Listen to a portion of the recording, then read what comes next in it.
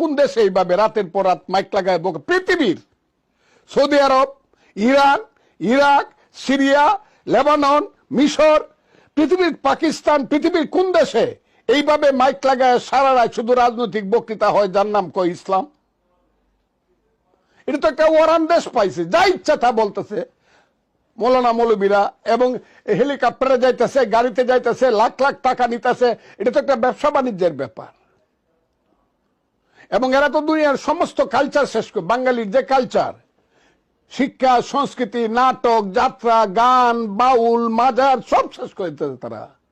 কি চায় তারা এই দেশে? কিছু থাকবে না।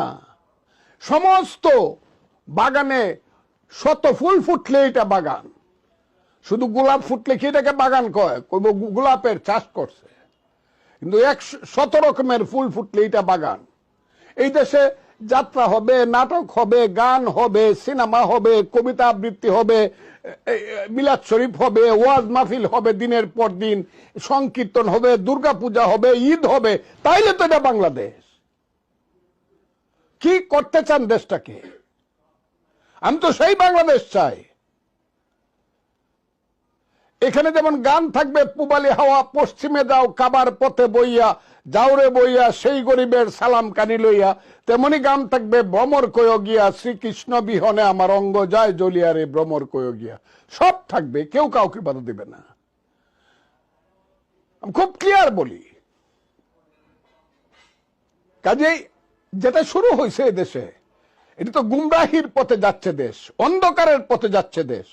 অন্ধকারে যাওয়ার জন্য তো আমরা এই দেশে মুক্তিযুদ্ধ করি নাই, 30 লক্ষ লোক জীবন দেয় নাই। আমরা অন্ধকারের পথে ঢুকছি কেন? আর এইভাবে তো একটা দেশ চলতে পারে না। কি আপনাদের মনে একটা দেশ, এখানে কোনো সরকার আছে? এদের কোনো নিঃশ্বাস প্রশ্বাস পাওয়া যায়? আপনি বিপদে পড়লে বলতে পারবেন আমি কোথায় যাব? একটা অরাজনৈতিক এবং একটা অনির্বাচিত সরকার, সেটার মধ্যে গোপনে গোপনে ষড়যন্ত্র করেন, বাজে রাজনীতি করার, এটা বাধা দিব না আমরা?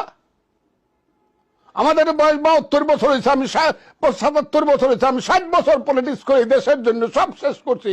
আপনারা যা ইচ্ছা তা করবেন, আমরা আমাদের কথা বলবো না? যদি আপনাদের মতামত তাই হয়, তাহলে জনগণের কাছে যান, দ্রুত যান, দ্রুত। এই দেশের 17 কোটি মানুষের